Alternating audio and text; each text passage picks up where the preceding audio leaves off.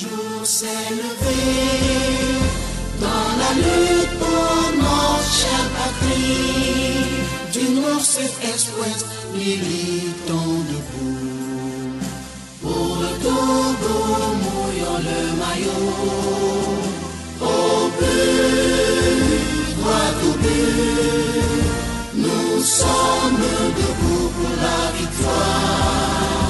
Au but, droit au but, marquons le but de la délivrance. Togolais, quel que soit ton âge, la patrie t'appelle aujourd'hui. Soldats, ouvriers, chômeurs, étudiants, bats-toi sans fin pour ta liberté. Au but, droit au but, nous sommes debout pour la victoire.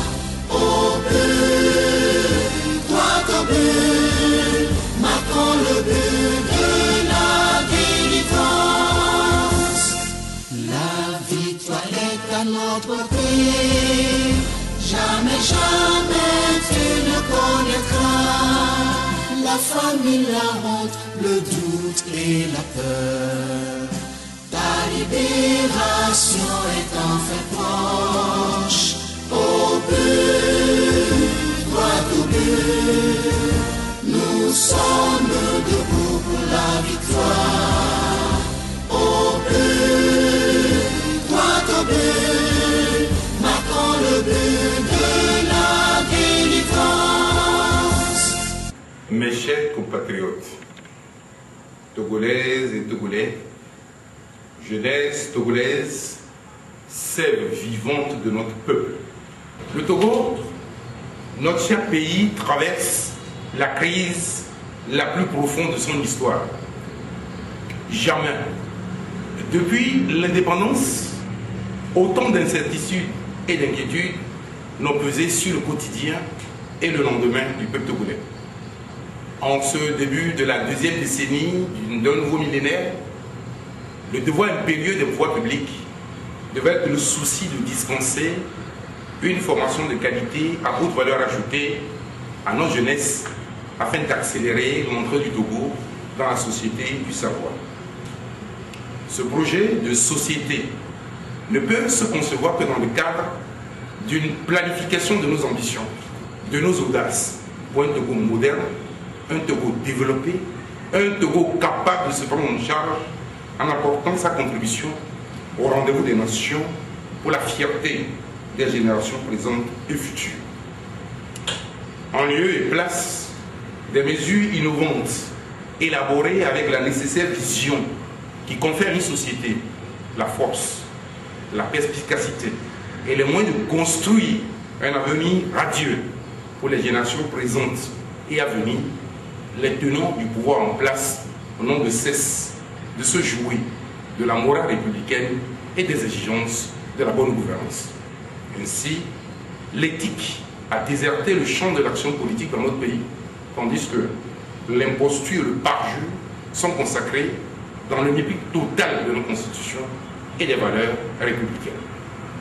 Tous les observateurs attentifs s'accordent à reconnaître que la compte vérité des urnes qui ont nielé les suffrages exprimés par le peuple souverain le 4 mars 2010 et qui permit à l'occupant de la présidence de la République de s'agripper au sommet de l'État demeure sans conteste un facteur aggravant de la crise latente qui paralyse le destin du Togo et le fonctionnement de ses institutions.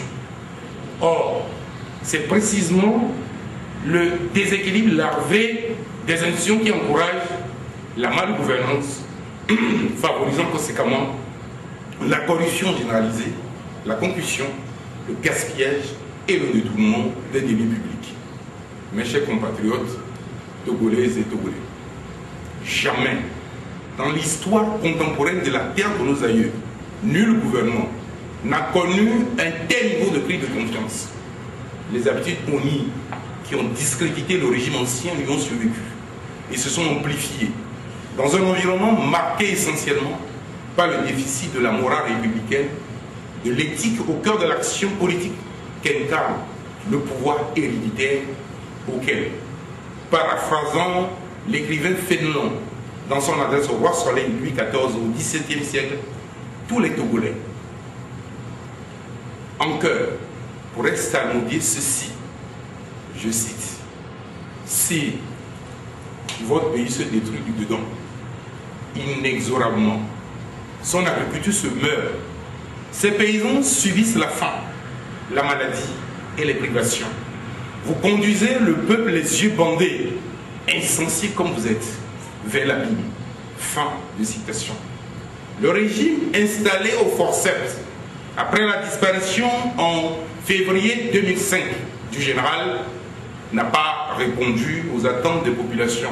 Au contraire, il a plutôt enfoncé le pays dans la crise profonde que l'on constate aujourd'hui dans tous les domaines. Ce n'est donc pas faire preuve de nihilisme que d'affirmer que notre pays est aujourd'hui confronté à de graves difficultés de gouvernance politique, économique et sociale.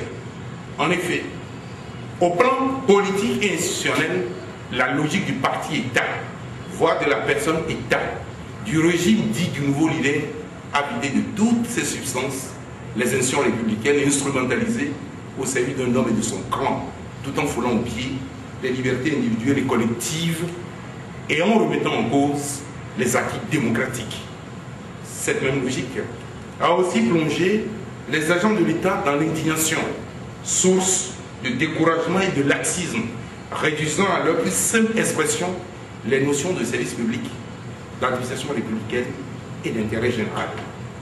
6 ans depuis la disparition du général Yadema, de gestion de notre pays, ont mis aujourd'hui dans un état piteux des services, les secteurs vitaux de son économie, comme l'agriculture, l'industrie, le tourisme et les sociétés d'État, dans une poursuite exemple.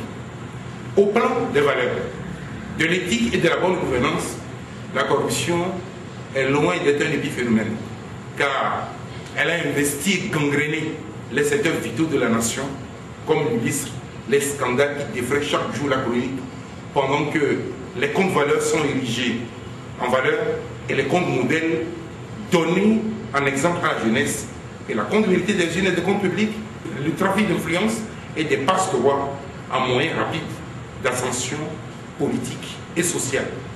Le changement voulu et plébiscité par le peuple 4 en 2010 fut à nouveau confisqué par des rentiers qui ne s'imaginent pas une autre vie en dehors du pouvoir, de son confort, de ses privilèges, de ses farces et de ses honneurs. Non, le Togo et le peuple togolais ne méritent pas cette situation inédite et atypique où un carteron de nos compatriotes impose par la force des armes leur poursuite de suzerain sur le peuple démuni et désemparé. Or, il est établi partout à travers le monde que sans la vérité des yeux et celle de sa sœur jumelle, la vérité des comptes, la consécration d'une société de confiance, de prospérité partagée, de respect des droits humains demeure hors d'atteinte. C'est pourquoi notre exigence fondamentale, celle de notre formation politique au but pour une sortie heureuse de crise, reste la réforme des institutions tournée vers la recherche de la stabilité politique, de la justice pour tous, du respect de la loi, de la transparence de la gestion des délais publics, de la solidarité partagée, de la générosité à l'endroit des plus vulnérables et la défense de l'intérêt général.